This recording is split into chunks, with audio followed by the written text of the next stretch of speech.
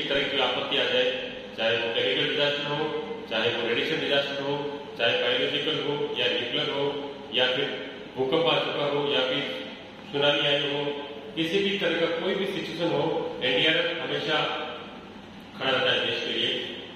देश के बाहर अगर मैं बात करूं तो भी रिसेंटली 2-3 सालों में कुछ ऑपरेशन हमने किए, जैसे जापान की भी सुनामी आई थी ट्रिपल, तो हमने जापान में वहां जाके काम किया है। उसके बाद टर्की में अभी हुआ था बीच में, टर्की हम गए हैं वहां पर और काफी अच्छा ऑपरेशन हुआ है, काफी तादाद में हमने वहां पर बच्चों को लोग वहां पर रेस्क्यू किया है। और अभी एक रिसेंटली ऑपरेशन हुआ था म्यांमार में, आपने सुना था काफी बहुत बड़ा भूकंप हुआ है, तो वहां पे भी जाके हमारे देश ने जो है काम किया है। एनडीआरएफ देश में काम करता ही है, लेकिन विदेश में भी जाके अभी काम कर रहा है।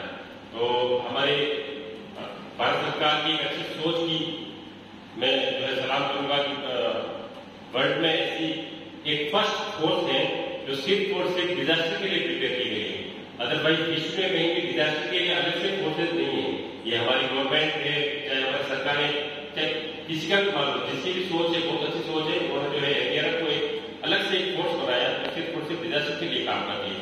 अदरवाइज अमेरिका मान लो या फिर रूस मान लो, किसी भी देश के अंदर से उनकी जो फायर डिपार्टमेंट है वो काम करता है उनको, जबकि इंडिया में जो है सिर्फ एनडीआरएफ अलग से बनाई गई है। अगर मैं कर्नाटक स्टेट की बात करूं तो कर्नाटका में यहाँ पे 5 to 6 टीम आपके यहाँ पे काम कर रहा है, जिसमें बेलगावी, रायचूर, दक्षिण कन्नड़ा और कुडगु ऐसे करके 5 टीम का काम कर रहा है। ये तो हो गया नेशनल डिजास्टर का मामला। अभी मैं कर्नाटक में बात करता हूँ, लोकल जो पब्लिक काम करती है वो है एसके डीआरडी की बहुत अच्छा काम कर रही है, बहुत बहुत बहुत बेहतरीन आप लोग काम कर रहे हो। 10,460 पीपल शायद काम कर रहे हैं, ये अपने आप में इतना बड़ा जो है एनजीओ मुझे नहीं लगता कि शायद देश में किसी के पास होगा। वो भी डिजास्टर के मामले में तो शायद किसी की बात नहीं है। 10,000 पीपल एक साथ स्टेट में काम कर रहे हैं, बहुत बड़ी बात है। कल का ऑपरेशन शायद आप लोगों ने किया था, कोई मकान में काम किया, सर आप मुझे बता रहे थे एक किसी मकान का शायद कुछ काम था, आप लोगों को करके आप ये छोटे छोटे कुछ काम होते हैं जिसमें आप लोग काम करते हैं। मैं देख रहा था कि आपके ऑपरेशन जो है लगातार चलते रहते हैं, खासकर 4 to 5 मंथ का जो ये समय होता है उसमें लगातार आप लोग ऑपरेशन करते हैं। फ्लड में कभी कोई डेड बॉडीज निकाल रहे हैं, कभी कोई लकड़ी निकालने का काम कर रहे हैं, कहीं कोई ब्रिज कोलैप्स हो गया उसमें जाके आप लोग काम कर रहे हैं। कोविड-19 में बहुत अच्छा काम किया आप लोगों ने, कोविड-19 में बहुत अच्छा काम किया। तो इस तरह से ऐसे डीआरडीपी जो है बिल्कुल हाइट की तरफ जा रही है। मुझे ऐसा लगता है कि इस एसके डीआरडीपी को आप कर्नाटक में ही नहीं, देश के अन्य स्टेट में भी आप लेके जाएंगे, मेरा ऐसा मानना है। और आप लेके जाएंगे तो अच्छा रहेगा। मैं देख कहूंगा कि एसके डीआरडीपी जैसी टीमें देश में सभी जगह बननी चाहिए। वो सिर्फ और सिर्फ वो डिजास्टर पे काम कर रही है।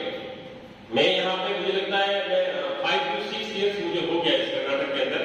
5 साल के अंदर मैंने आपके 30 डेज के समथिंग जो है ट्रेनिंग दिया होगा।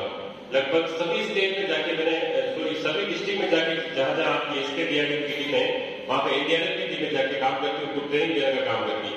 हम जो ट्रेनिंग जो दे रहे हैं उसका आप हमें फल भी दे रहे हो। हम देखते रहते हैं कि हमेशा ही आप ऑपरेशन करते हैं और जो हमारी ट्रेनिंग करने के काम आ रही है। तो आज के इस सेशन में भी हम यही करेंगे कि आपको नेचुरल डिजास्टर में किस तरह की प्रॉब्लम्स आती हैं तो उसके बारे में डिस्कस करेंगे। और कुछ फर्स्ट एड के कुछ इश्यूज, हाथ टूटेगा, पाँव टूटेगा, गर्दन टूट जाएगा, उसको जो है हार्ट कोलैप्स हो जाएगा, तो how to make a CPR लोगों को नहीं पता होता है। तो छोटी छोटी चीजें हम आपके साथ डिस्कस करेंगे, आपको बताएंगे, आपको सीखना है और क्वेश्चन भी करना है कि सर इसका क्या मतलब होता है बताओ। कुछ क्लासेस ऐसी है सीपीआर उसको आपको कैच करना है, उसको पकड़ना है ताकि आप जो सीख पाएंगे। ठीक है, बहुत बहुत धन्यवाद सर आपका, बहुत बहुत धन्यवाद विवेक जी, जो आपने बहुत अच्छी एसके डीआरडीपी खड़ा किया है और बहुत अच्छा चल रहा है आपके कर्नाटक में। Thank you so much.